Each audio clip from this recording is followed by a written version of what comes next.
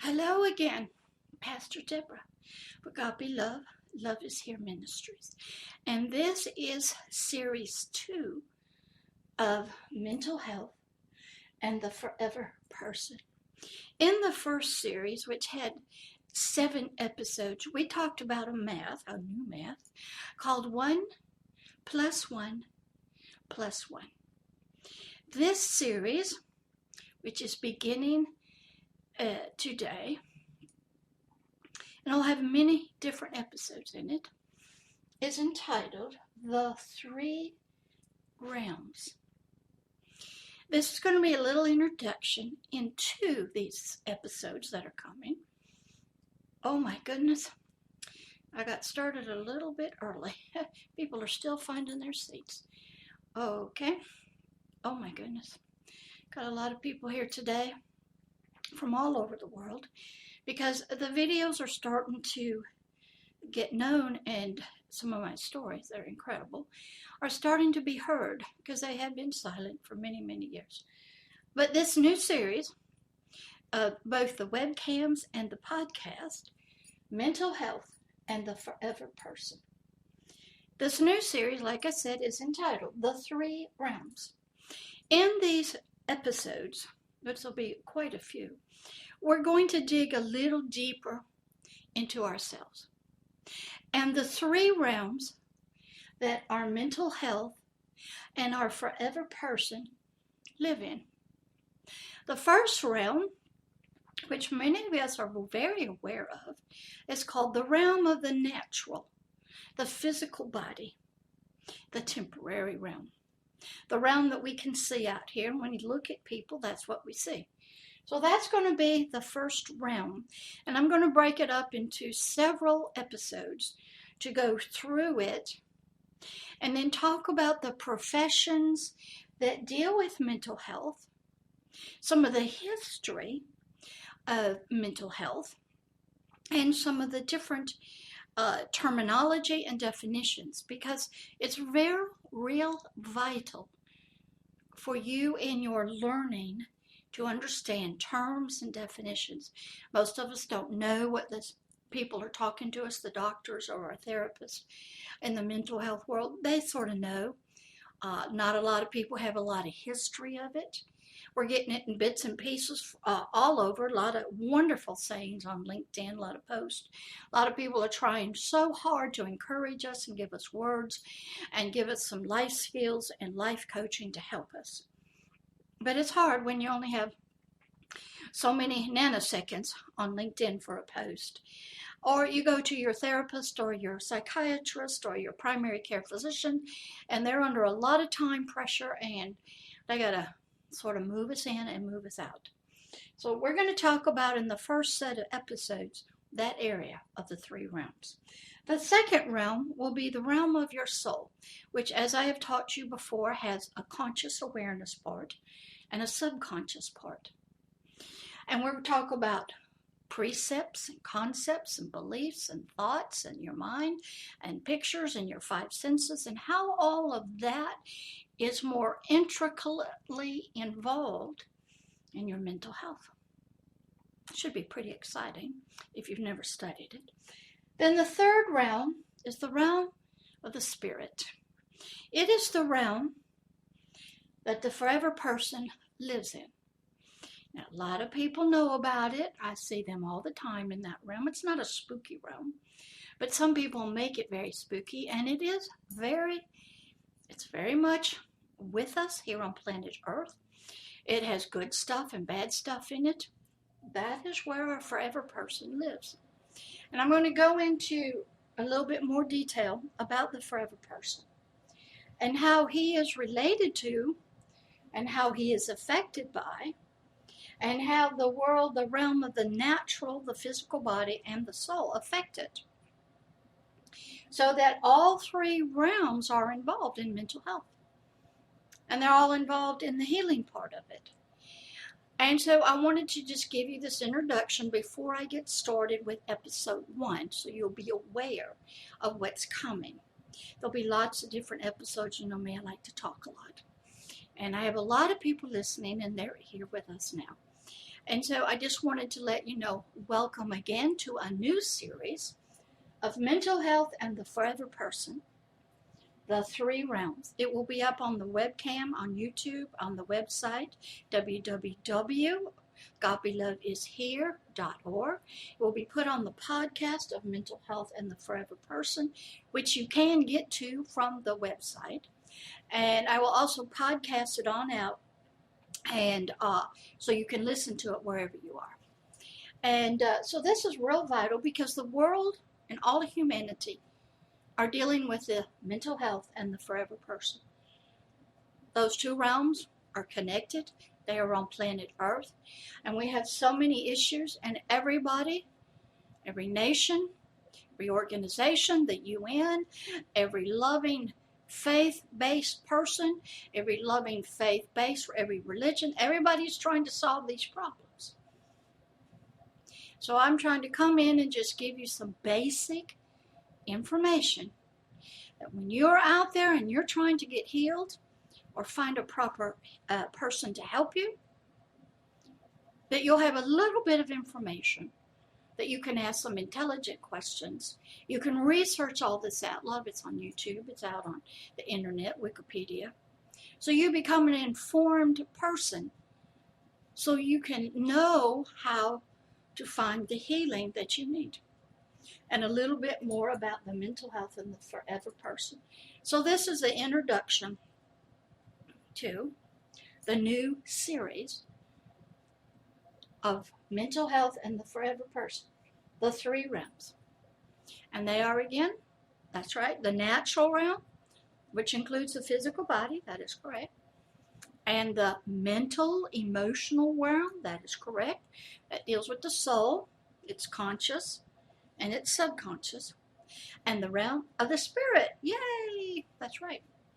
So we're going to be going into those in more detail.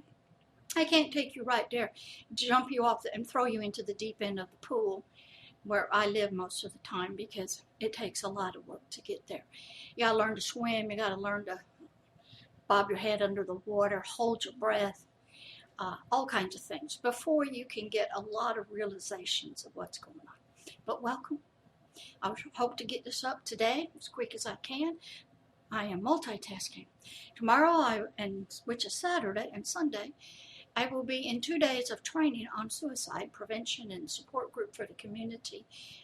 One of the people that's learning how to help them, because suicide is in every place. It's even in the jails and the prisons. We just heard about a big case about that one right here in America. So is suicide real? Yes. Is it happening to in every nation and every culture? Yes. Is it happening to every profession, men, boy, children? Yes. I have known 5-year-old kids try to kill themselves. No, you don't. If they come out of heavy-duty abuse, they will. So this is the introduction, the three realms. I hope you enjoy it and hope you come back. Love always and forever, Pastor Deborah. Look at the board, bank your notes, get you a new notebook or tablet or whatever you use, and make the notes. See you in a bit.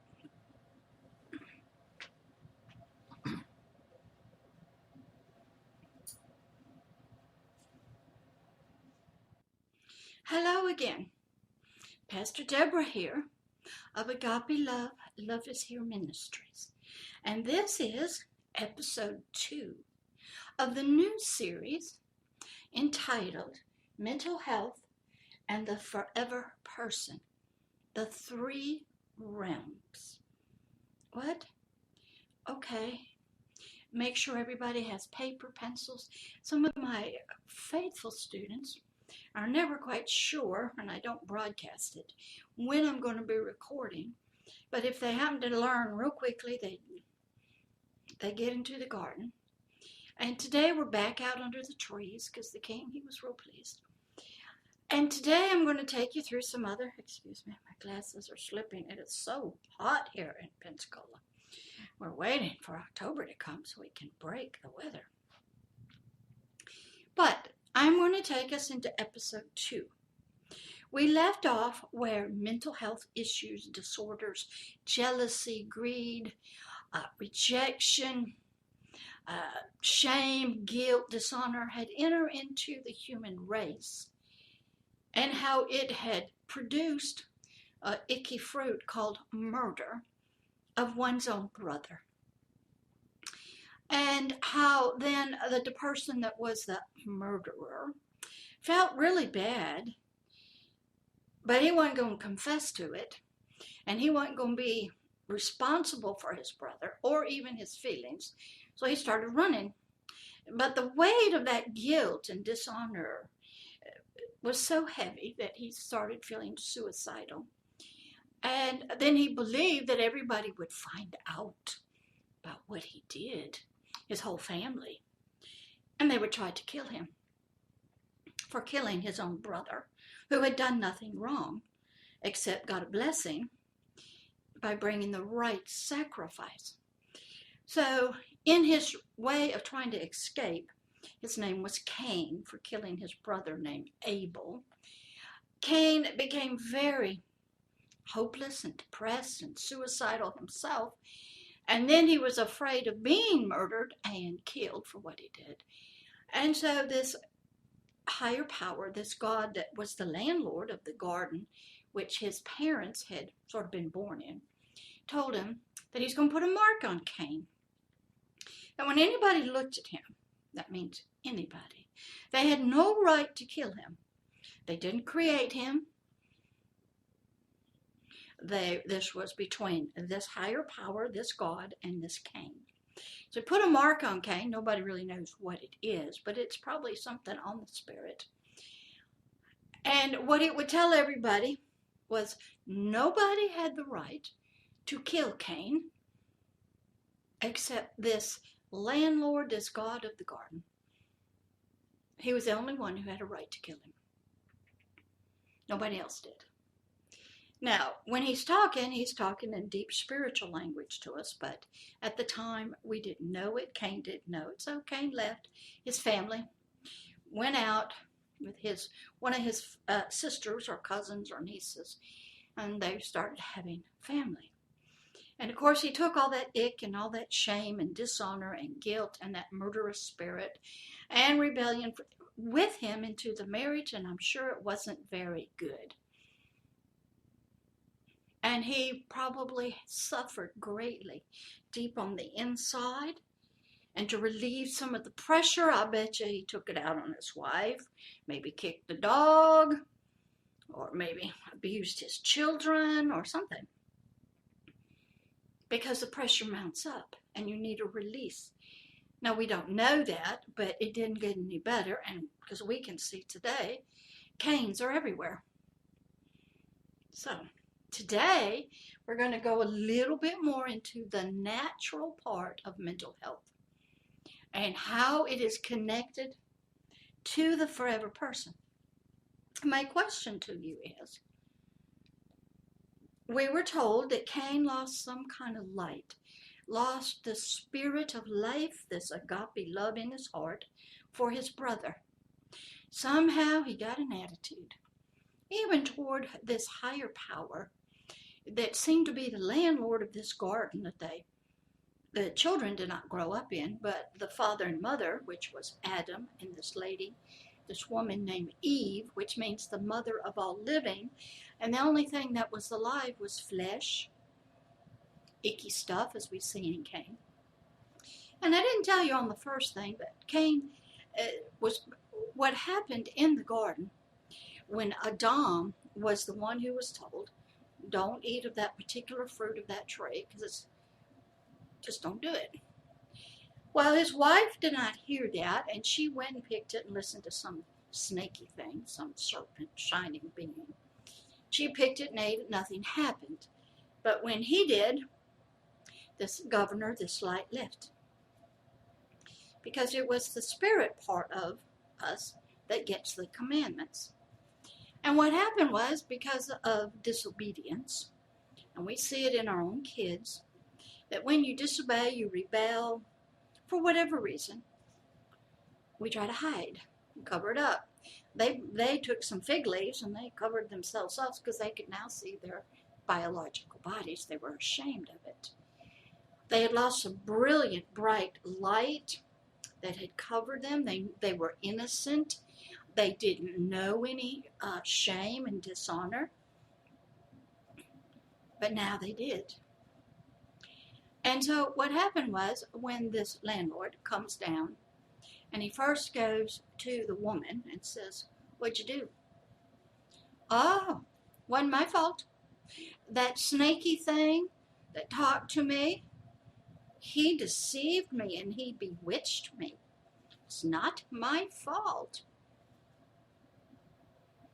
So then this landlord goes to Adam and says, "What'd you do?" "Ain't my fault. It's that woman that you gave me, that you made for me. She caused me to eat. And you told me I was married to her and I got to do whatever she tells me to do, so I did. So it's her fault.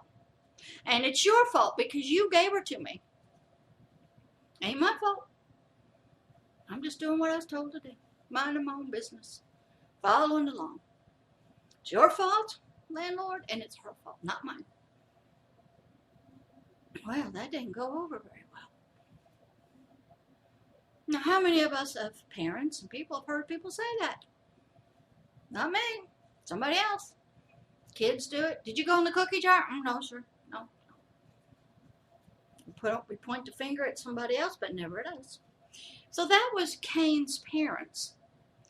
And Cain got their DNA, got their genetics, their biological stuff. It all got mutated right then and there as soon as that spirit of life left. The genes lost something. Some other thing came in. Now, this woman was not named Eve at the time. They had no children. So their sperm and their eggs were completely genetically altered. Protection that they had was gone. Their shame was there. Their dishonor was there. They're kicked out of their only home they ever knew. Kicked out by their only sort of parent they ever knew. So when Cain is born, these are the kind of parents he gets born to, called a toxic mess. We would call it now acute childhood experiences. And I'm sure Adam and Eve were very sweet at times, but very angry, just mad. So mental health really came in right from get-go. Now, this episode, we're going to come down from there. And I want to tell you how healing sort of came in. To bring healing to humanity. Another child was born to Adam and Eve. Name was Seth. Now, Abel is dead. Cain, the oldest, is gone. Seth comes along. And he starts doing the things he's supposed to do with the right attitude. So he starts bringing in a healing into the world of love, joy, and peace. He's not angry. He's down a few, maybe years from his other brothers. So healing was possible. And we learn that there is healing here on planet Earth. Now, as Cain goes out into the world, it gets nasty, it gets bad, it just keeps going and going. There's a lot of other biblical stories about that. And in your Quran, and in your Jewish, and in a lot of ancient manuscripts about what happened, which are some bad stories. Because we end up with a flood, because things got really bad. A lot of mental health. Bad animals, bad people. But once the flood was over with, and man starts coming back again, slowly, nothing was changed. The genes were not changed. Some more gene mutations started happening, as I told someone, and things were not going very well for humanity. People actually started having issues. They would call them, it seemed to come out when a full moon would come out, call them lunatics, lunacies. But what was happening even before that, when man started learning and writing, they knew there was a spiritual component to this, because this human was spiritually malfunctioning, so to speak. He didn't have the love in his heart that he was supposed to. And he had so been changed through time and experiences that he wasn't a very nice person. And they couldn't figure it out. They did believe that early mental health problems were of a spiritual nature, had a spiritual component, and your early sages and your early spiritual people were your first doctors. And people would bring them, and there'd be prayer and maybe incense, and there'd be praise and worship or something. They were trying to worship something. And they discovered that some evil spiritual things had entered into this system and causing these people to really act very bizarre and odd. Then as time went on and man learned writing, and they learned how to write books, and we move into Greece, and we move into the early doctors opening up the physical body, trying to find out what organ was not working right. They looked into animals to try to see what was wrong. They thought maybe it was the blood. They didn't know what they called four humors, so they would bleed you to try to get out this bad stuff. They knew there was bad stuff in us. They didn't know what was causing it.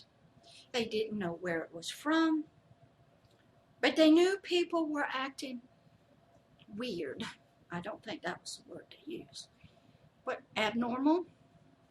They couldn't function in society. They were killing people. They were hurting people. And there were some very caring people trying to figure it out. So a lot of your very early BCE doctors, Hippocrates, some of your philosophers, were looking into the mind, the brain, the biological body, trying to find what are the answers. And I wrote a great article for NAASCA, the National Association of Adult Children, of Childhood Abuse. And it goes through a Time magazine article about some of this history. So even back in those days, back in Rome, back in India, every nation was looking. They all had the problem, because this was a disease, an illness in the entire species of humanity. They didn't know what it was. They barely knew about the body. And so they all were studying and looking. They knew nothing about germs or viruses at this time. That didn't come along until Pasteur and rabies and things like that in the 16, 17, 1800s. But in the BCE days, they were trying to figure it out. They had them. And they were trying everything they could do, try to find the source. Some of the things were not very nice. One of the things was called trepanning. They believed there was something bad inside the brain. Well, they didn't really know what the brain was. So they cut a hole in it, and they at least believe a door now was open and this evil thing could leave. If you go back into Egypt, they didn't put much stock in the brain, but they knew about demons. They knew about chaos. They knew about gods and goddesses. They knew there was bad things and you needed protection. So they're getting it. They did believe that man could be part animal, part man. They had people going into trances. They had magicians that worked with powers. They were looking, they were trying to answer dreams. They were trying to figure out problems. Very smart, intelligent people. And through time, it changed. Then you get into like the 1700s, and some of the first lunacy asylums were built. They were not very pretty, because they had to get the people off the street. Some of them were very, we might consider the ones we see in California, in San Francisco, and some of the streets that are homeless. They would pick them up and lock them into dungeons and put handcuffs and treat them very horribly. They didn't know what to do with them. They tried every kind of possible known medicine. That didn't work very well. And eventually, somewhere along the line, some people said that's not the humane way to treat people. So let's have a more nice way. Let's not tie them up. Let's build sanitariums. If you want to see a great movie about this, probably early on, it's called Snake Pit. Black and white. Excellent. This lady had some issues and she ends up in a mental institution, an asylum, and it's not pretty. Now, I have volunteered in state hospitals and I've been on psych wards, so I know what happens. I've been around the people that you would see in the snake pit. We also, that movie, One Flew Over the Cuckoo's Nest. Was that stuff go on? Yes, it does. Because people don't know what to do with them. Some of the people with money would get sent to very nice places, but because they were an embarrassment and a shame and a dishonor on the family, they would ship them away. And they didn't know what to do with them. And they didn't know how to treat them. I'm sure they tried everything. Steam baths, aromatherapy, electric shock, starvation. Didn't have a lot of medication at the time. And wasn't pretty. So that went on for a long, long time in mental health problems. And the ones who were medical doctors started specializing in psychiatry, which actually was a study of the mind and the brain. And they sort of got into competition, and still are, with the neurologist who study the brain. And so we sort of had a schism occur between psychiatry and neurologist. And the psychiatrist started looking at the brain. He first was a medical doctor. And then he started trying to figure out maybe there's chemicals that aren't imbalanced. Maybe their thoughts aren't right. Their mind is not right for some reason. And most of the people early in the 1800s and even 1900s were very severely disabled, what you would call mental health problems, who were locked away in institutions, in asylums, taken away from society. There wasn't much outpatient. There wasn't any group therapy support groups. And a lot of times people believed it was a moral issue and they weren't religious enough, and it put a stain on the people. One thing you may not know, there was a great show on television called The Alienist, and it was back in England, I think. And they were trying to figure out why a person would go and do such horrible things to children. Because this was alien to what they believed was the basic nature of a human and its moral nature. And most people don't realize where you get your moral guidance, your morals. It's usually out of your religion, your church, your synagogue, your mosque. They tell you what is right and what to do. And when you deviate outside of that, that's where the word deviant comes in, is you're outside of that moral code.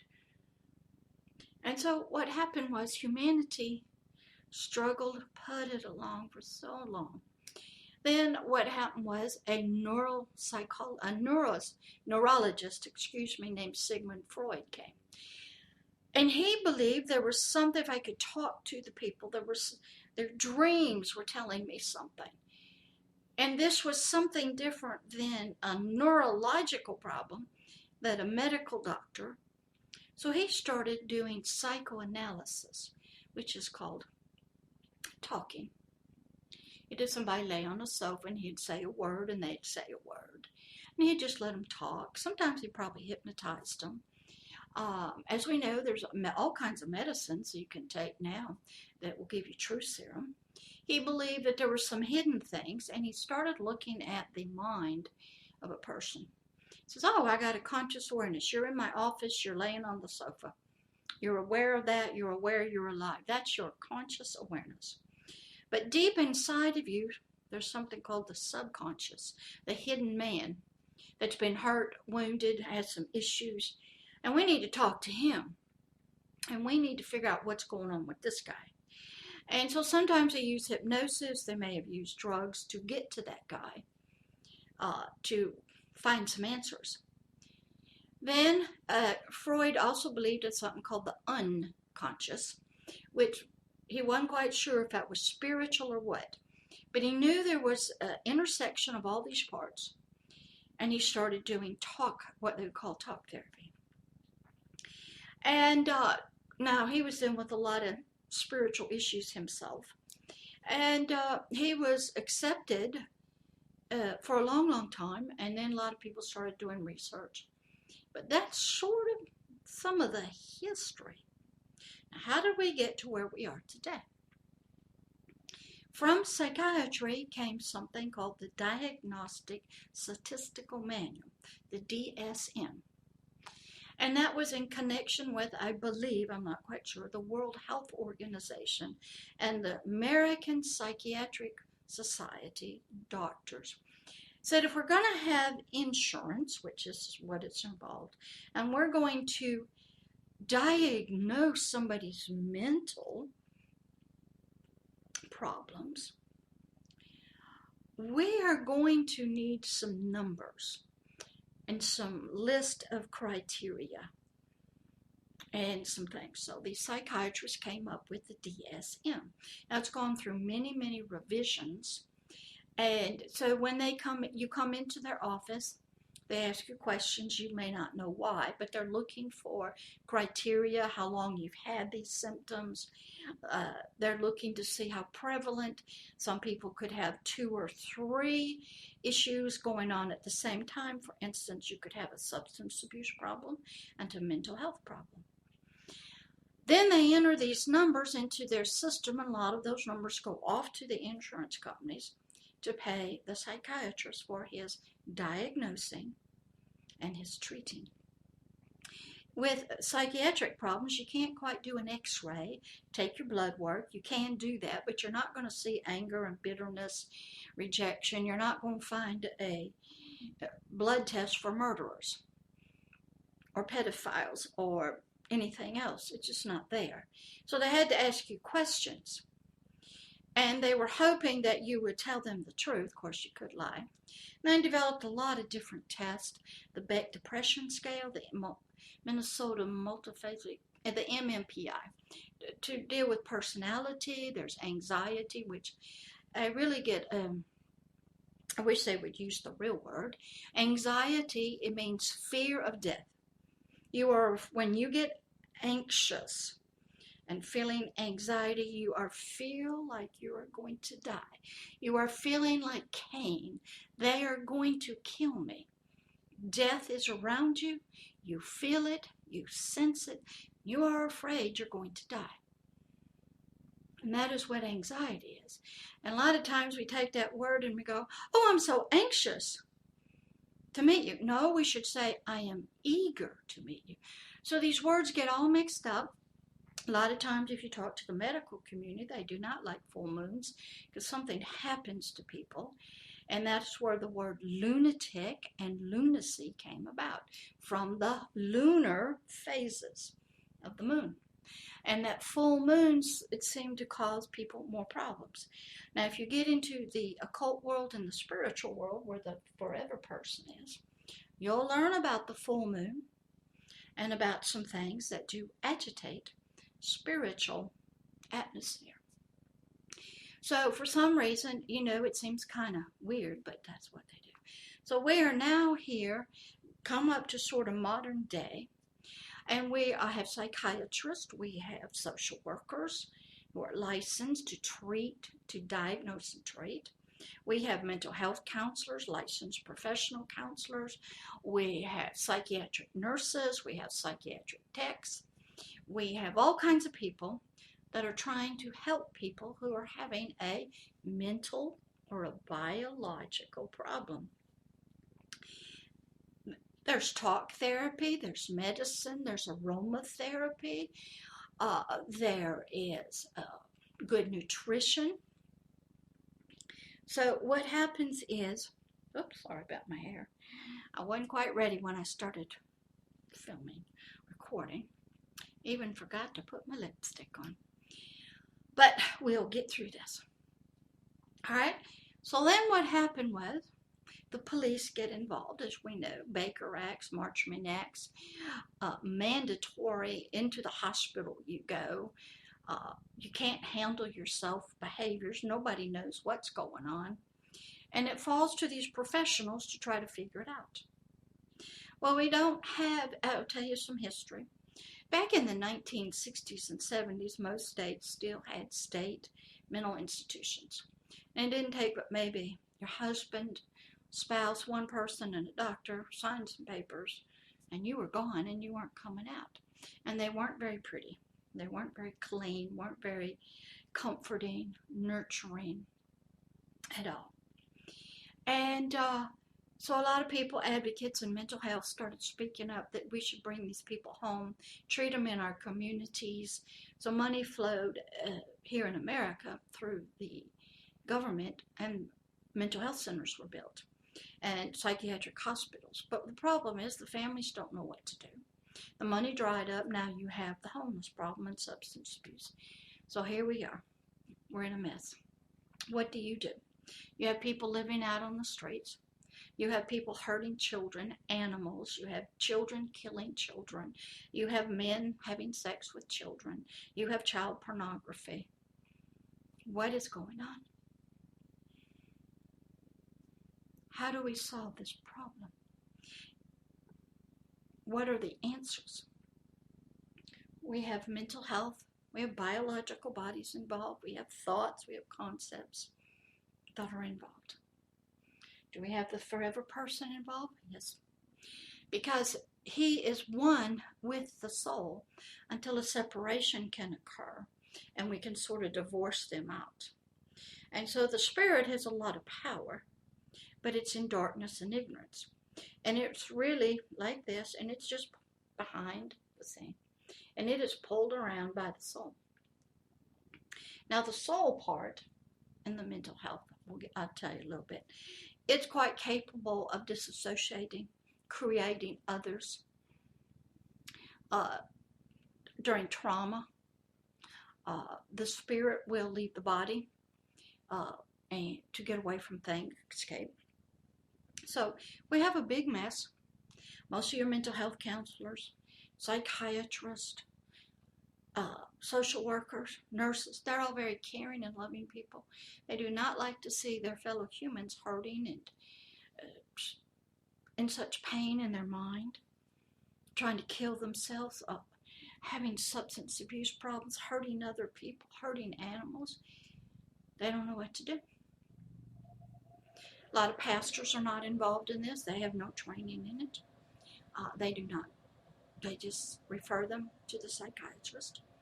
And so in psychiatry, we have different beliefs. I can remember when I was going through college, that was many, many years ago, there was a lot of different people that were trying to figure out mental health problems. One of them became behavioralist. They believed that we were just an animal, and if we can train you through pain and pleasure, you'll change your behaviors. Other people believed you had some unresolved issues you needed to talk about, cry about, write letters about, get it out, get that negative energy out. Other people believe you just got some wrong, what they call stinking thinking. You got some wrong feelings. You've interpreted a situation wrongly. You don't want to look at it. And if we can talk through your feelings and why you did what you did, we believe you'll have those aha moments and you go, oh, I misinterpreted what they did to me. And people have been traumatized since little children. They have been abused. They don't know what to think. And they're 50, 60 years later still dealing with it. People go, first responders, they're dealing with post-trauma from their experiences. A lot of people having horrible dreams. There's not a lot of stuff about dream work, what it means, what's going on. So the psychiatrist, he's the top. And what he believes in is medication. And if he has to do hypnosis, he'll do that to try to reach that hidden man. If he believes we need to do some electrical shock to get the chemical electrical thing in your brain back on its right electrical system, if that works, then your depression stops, these thoughts stop. I used to work with a lot of schizophrenics, heard a lot of voices. And in psychiatry, they'll tell you, I don't know what causes it. They don't know if you have a brain problem first, some chemical gets off, you're overworked, you're up 3 or 4 days, then you start hearing things. So if we get you rest, get you some medication, the voices go away. Other people believe the voices came first, but they don't know what the voices are. And some of your schizophrenics, there was an excellent movie called The Beautiful Mind. Russell Crowe played in it. Excellent true story. And I've seen enough, if you study it enough, you will learn that they are seeing things, they're hallucinating, they're hearing voices. And to the mental health world, that's not normal. But I had one pastor, he was talking to some young people, and he said, if you happen to hear the voice of God inside of you, talking to you, guiding you, you're hallucinating. He doesn't do that anymore. And so you even have the religious community telling you that if you hear the voice of a higher power, you have some mental health issues. But at the same time, in the occult world, we have people that have direct contact and channel spiritual beings, sages, imams, Jewish people. They're in prayer, they hear voices. Some people are seeing angels. But they're not considered to be crazy or meant to have mental health problems. They're in connection to a spiritual world. A lot of us go to get our hands read in tarot cards. We get palm reading. We're trying to get some help from a higher power that the person that's doing it seems to be in connection to. Great movie to watch on that is Ghost with Whoopi Goldberg and Patrick Swayze. No, she was not considered mentally ill. Some of your early Catholic people, they were hearing, studied Joan of Arc. She heard from the Archangel Gabriel. But the Catholic hierarchy didn't hear it. So they punished her. Burned her at the stake.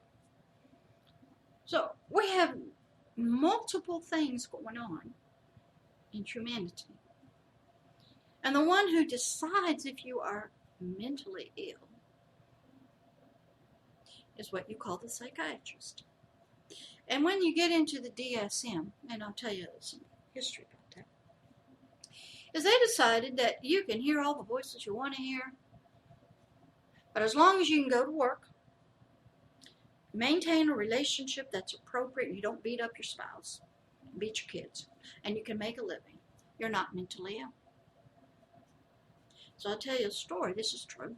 The time I got into it, homosexuality was in the DSM as a mental illness. So if you had those behaviors, you were considered mentally ill, a deviant. But according to the DSM and the World Health Organization, their criteria was if you could not maintain a long-term relationship within boundaries and appropriate and affection, not hurt and not do that. If you could hold a job, you were a good citizen and you voted and you followed the laws. If you did those things, you were not mentally ill. So the homosexuals, here in America at least, rose up and said, we do all that. We're all got education. We're in committed relationships 20, 30 years. We wear suits and ties. We go to work. We're the law enforcement, first responders in the military. We're not mental. What we choose to do is not a mental health disorder. So it was actually taken out of the DSM, and it was never classified again as a mental health disorder because their criteria was you have to have improper relationships, cannot work, You have, we'll call them deviant, alien behaviors that don't go along with the moral or the religious, what they say you're to do.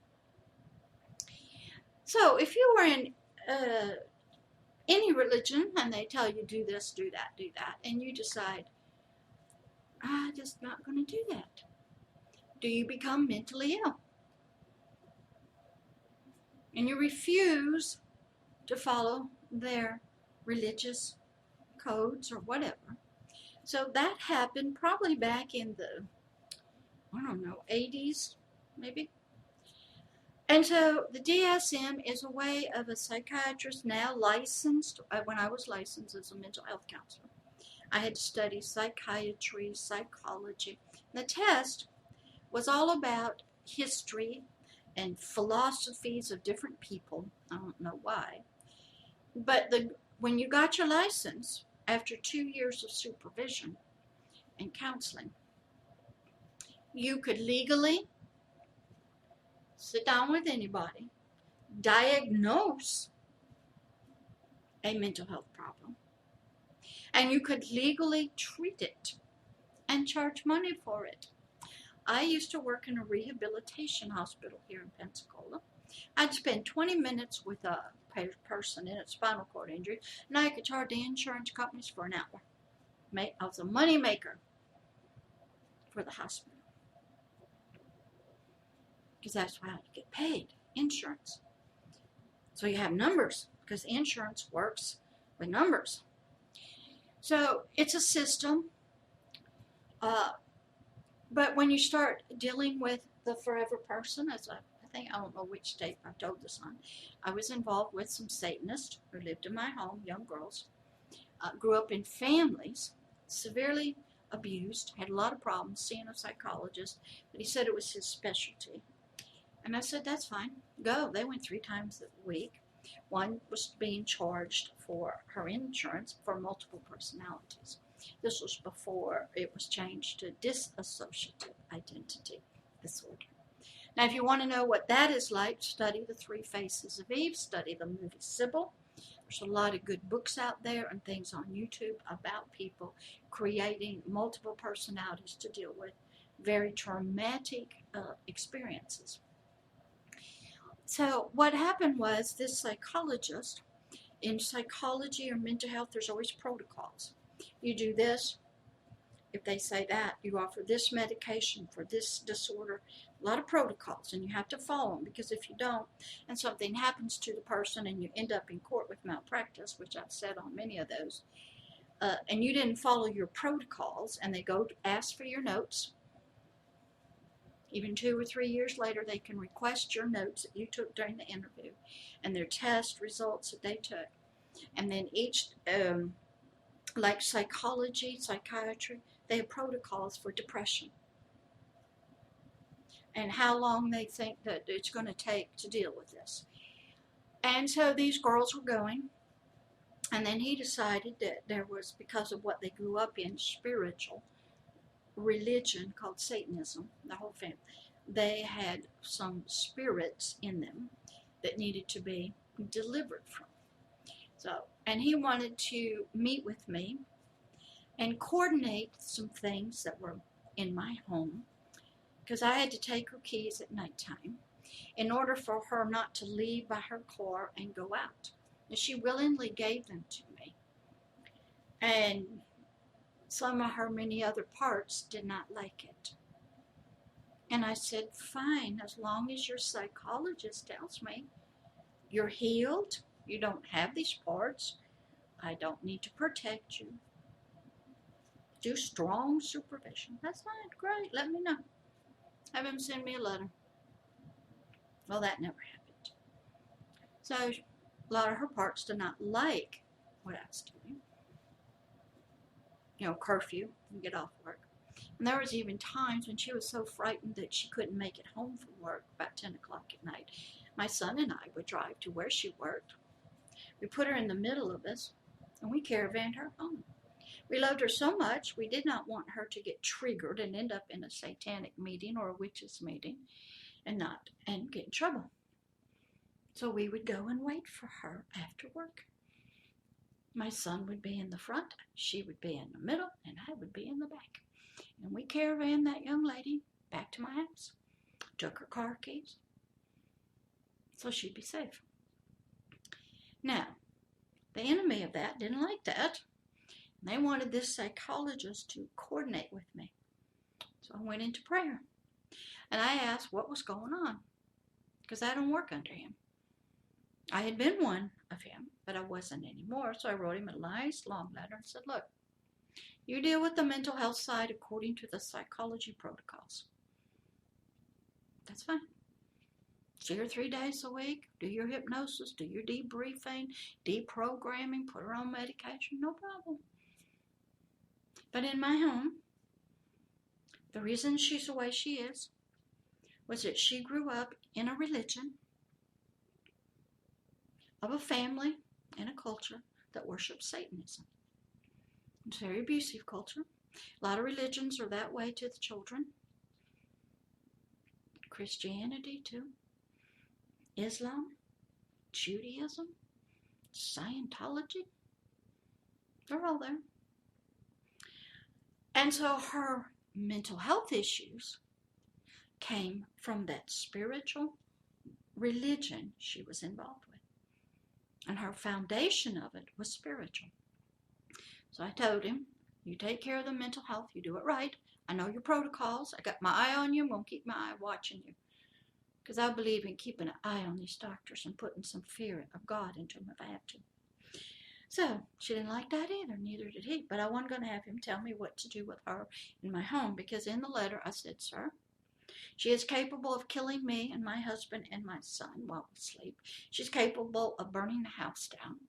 She's capable of sicking some bad stuff on us. And I asked him, she was his client, legally patient. Would he be legally responsible for her actions in my home? If she killed me, killed my son, burned it down, would he be legally responsible? She was a sick lady. He was seeing her 3 days a week. And he said, of course not. So I said, then you cannot tell me what to do with her in my home. I'm a spiritual person, a pastor. I deal with spiritual things. I can deal with the mental health, but I don't have the license anymore. I gave that up. But I understand it. So I had to silence him. So now we have mental health and the forever person. They're intricately woven and intersected together. You cannot minister to one without the other. And mental health has been with us since the days of humanity beginning. It's waned, it's gotten better. Religions have helped because they control, if it's religion, it controls your physical behaviors, but it doesn't control your thoughts so well. A lot of religion is very prejudiced against other religions. And if you try to break free of that religion out of Scientology, or you're out of Buddhism, or Hindu, or Judaism, or Islam, bad things happen to you. Why would that be if the God and the religion you have is a loving religion? And it's there to help your spirit and your mind and your body be a better person. Surely it would not feel threatened if a person decides to go try something else. Check it out. A lot of times, our mental health problems are caused by our culture and how our culture values a man versus a female, an adult versus a child. Some of it's traditions of our ancestors. We keep doing them, no matter what. Why? We're trying to honor our ancestors. Well, maybe we need to, they're gone. Maybe we need some new traditions. So traditions and culture and religion are real important. They're very much involved in somebody's mental health.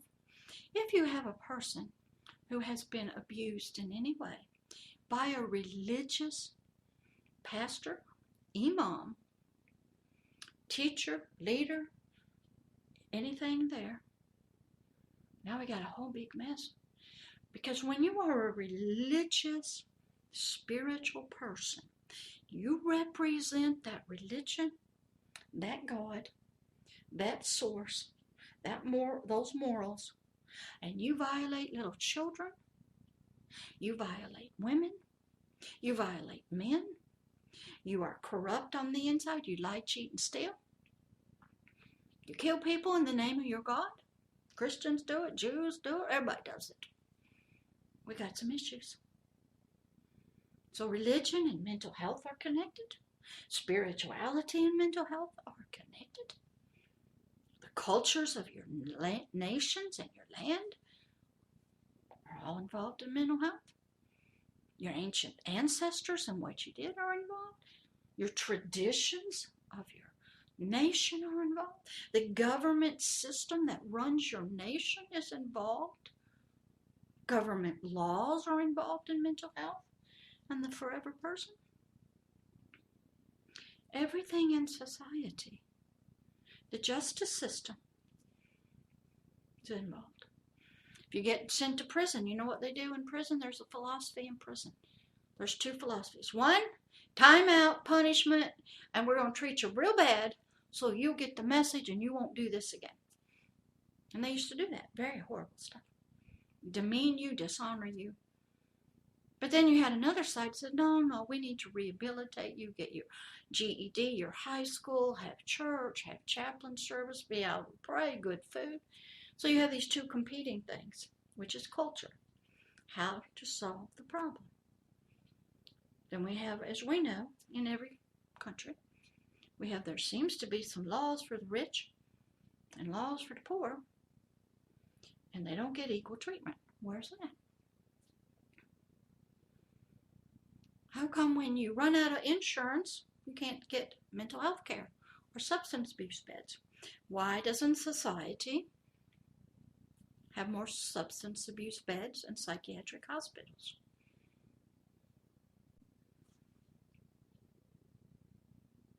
Could it be the culture says it's not that important? We'll go build stadiums. We'll pay a football player millions and millions and millions of dollars just to play football and move that football. But we won't take that same amount of money and build homeless shelters, substance abuse treatment facilities.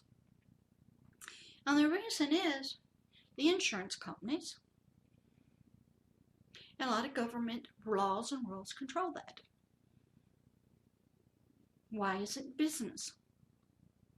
Why isn't sports? Why do they pay their sports people more money than they could ever use to move a football, bounce a ball? Why does that get more money than trying to invest in a human being who's been abused, who's having trouble? Why do we allow the pharmaceutical companies to do what they do? Who's watching out for all these people? Is it your congressmen, your senators? Maybe they're getting paid off to look the other way. Maybe when it gets to that group of people, they don't care anymore. I told some people in the homeless shelter, Christian homeless shelter I go to on Mondays, there's no sympathy for adults anymore who have problems. Hardly any sympathy for regularly abused children. Just normal child abuse. But let me tell you, the immigrants that are coming across the border illegally, breaking into somebody else's home, ooh, there's money flowing for that. Because that's the hot topic.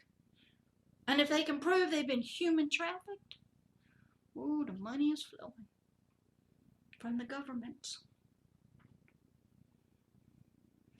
Why is some of this big business? How did money get involved in human trafficking, sex slaves? Oh, Better Business Bureau. They want cheap labor.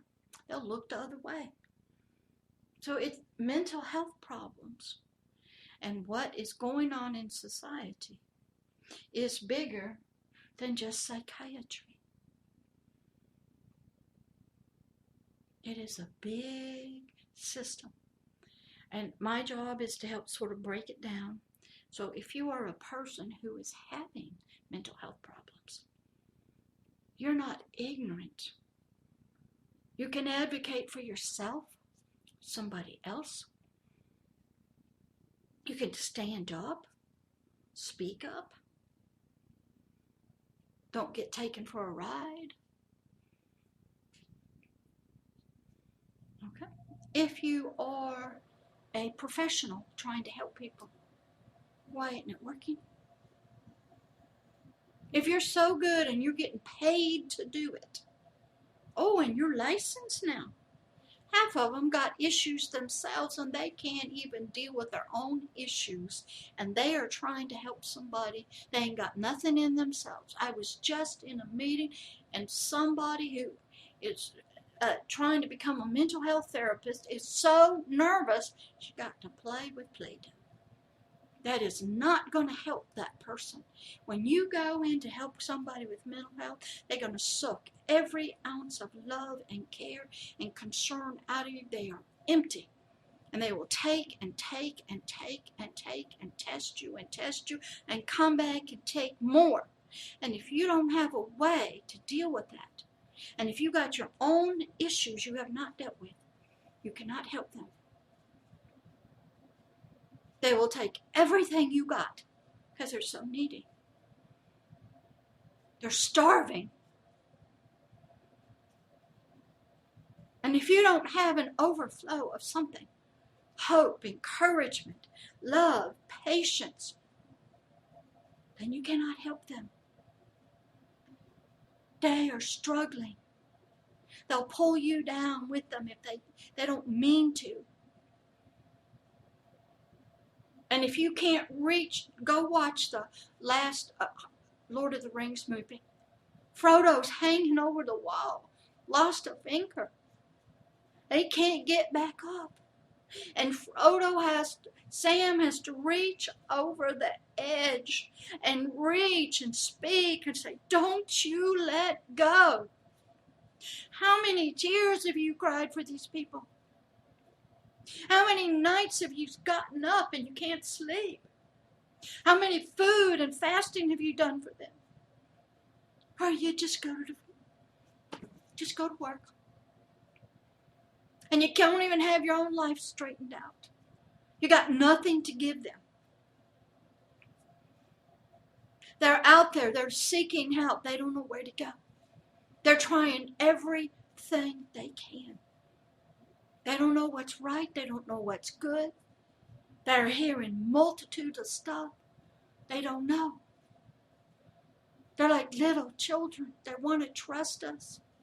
They want to believe in what we're doing is right, and we have the answers. And we can bring some healing to them. I was with a cancer doctor, and a lady walked in when Kate Spade killed herself. They wanted to know if she went to heaven or hell. They loved that lady. But they couldn't figure out why she killed herself. She was so rich. She had everything. But their love for her wanted to know what happened to her afterwards. And he couldn't answer it. It's a mess out here. We have to bring in everybody sitting at the table. We have to use everything we got. We got to be strategizing and thinking what works, looking at history, what hasn't worked. What are we doing? These are our brothers and sisters.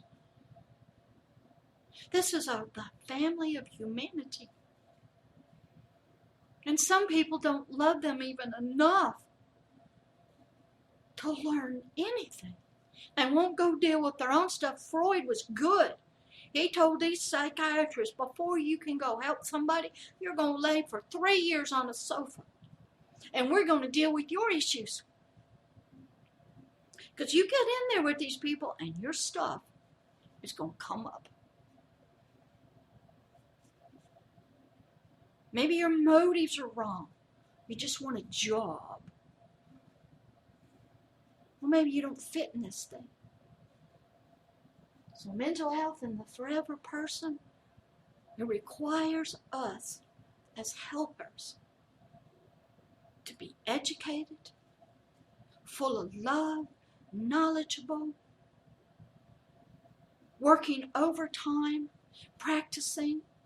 You don't get to be the Super Bowl champ without giving up during the season everything to get somewhere. I got therapists won't even answer their phone calls after 5 o'clock. Why? It's just a job. I don't do that. They're taught, don't give out your personal stuff. Everybody can call me. They know where I live. They can call me 24/7 and call pastors like that. There are some people you can call, but most of them, they ain't going to talk to you after hours because they're just having a job. They don't care really about the people. So if you are a person seeking help, check your therapists and doctors out. Ask them deep questions you need answered. Understand that it's not only your biological body that's involved. It is your biological brain, your hormones, your appetites, your concepts, your electrical, chemical, your thoughts, your feelings, and it is your spirit, your forever person. I hope I haven't been too forceful today. For some reason, I have been in a lot of tears today because I hurt for the people. There is hope. Most of your therapists, psychiatrists will tell you you cannot be healed from a mental health disease. Just learn to manage it and take your medicine, get some counseling, conflict resolution, and go on. But there's no hope. There's no healing. Well, what is that going to do to you? There's no hope. There's no healing. What happens if somebody comes along and says, there is healing? Now it may take some time. You may have to change some things in your life. You may have to eat better. You may have to forgive some people. You may have to do some active things in your life. What happens if somebody comes along and says there's hope? There is healing. Now that's going to conflict with the psychiatrist. Most pastors that work with the spiritual person, we believe in healing. But it starts with the forever person and works its way on up. So this is an interesting take today. I wanted to give you some history about the 3 realms. I kind of got off, but that's all right. And I'll continue to go into the mental health part. And we'll get into the different topics like depression, anxiety, schizoaffective, schizophrenia, manic depressive, suicide, and get into some of those terms and what they mean. And you can go look all this up on Wikipedia. The history, it's all there. It's not hiding from you. The thing is that a pastor that works with spiritual, the forever person, believes in healing. He believes there's hope. And most of us are available 24/7. Because I'm here for you in the nighttime. When those dreams wake you up and the PTSD hits. The triggers happen. And you flip into another personality and you don't even remember what you did. I have to love some of the most unloving people, the most horrendously people that have done the most evil, wicked things. And believe that inside there, that spirit, that forever person, I can reach it. Now he may have to spend the rest of his life in jail, prison, may have to be executed, may die, probably will. But that forever person, I'll see him later on the streets of gold, up in paradise. because that part got changed, got healed. So enjoy.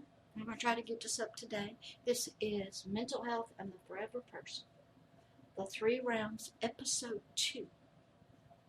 This is Pastor Deborah of Agape Love. Love is here. Website is www.agapeloveishere.org. You can reach me and email me at pastordeborah@agapeloveishere. And I hope I didn't offend too many of you. And I hope I did not make too many of you mad. I'm a very passionate person. You wouldn't know it. I cry a lot.